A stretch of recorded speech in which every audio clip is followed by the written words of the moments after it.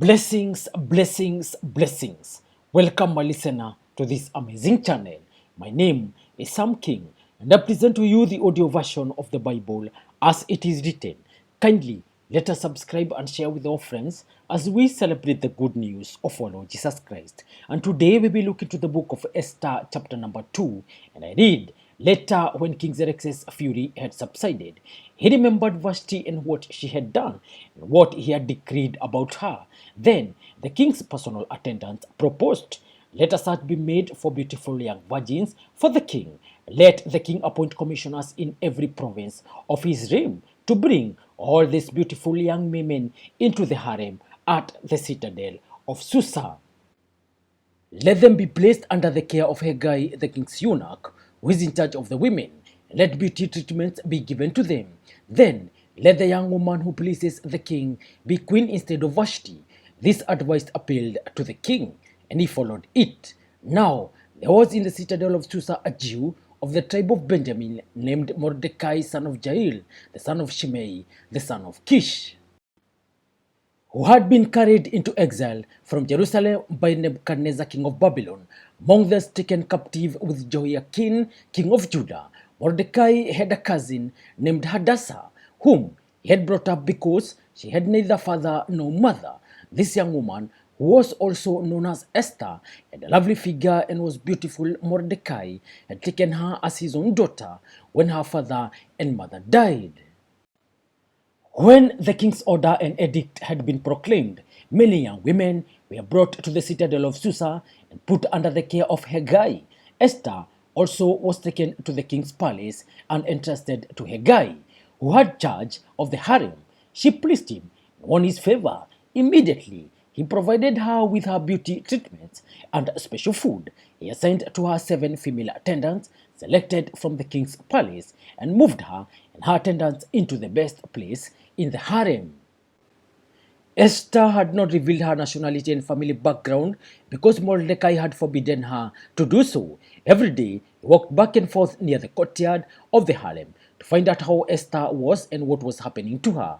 Before a young woman's turn came to go in to King Xerxes, she had to complete 12 months of beauty treatments prescribed for the women, 6 months with oil of myrrh and 6 with perfumes and cosmetics. And this is how she would go to the king. Anything she wanted was given her to take with her from the harem to the king's palace. In the evening, she would go there, and in the morning, return to another part of the harem to the care of Ashazgaz, the king's eunuch, who was in charge of the concubines. She would not return to the king unless he was pleased with her and summoned her by name. When the turn came for Esther, the young woman Mordecai had adopted the daughter of his uncle Abihail to go to the king. She asked for nothing other than what Haggai, the king's eunuch who was in charge of the harem, suggested, and Esther won the favor of everyone who saw her. She was taken to King Xerxes in the royal residence in the 10th month, the month of Tebeth, in the 7th year of his reign. Now the king was attracted to Esther more than to any of the other women, and she won his favor and approval more than any of the other virgins. So he set a royal crown on her head and made her queen instead of Vashti. And the king gave a great banquet, Esther's banquet, for all his nobles and officials. He proclaimed a holiday throughout the provinces and distributed gifts with royal liberality.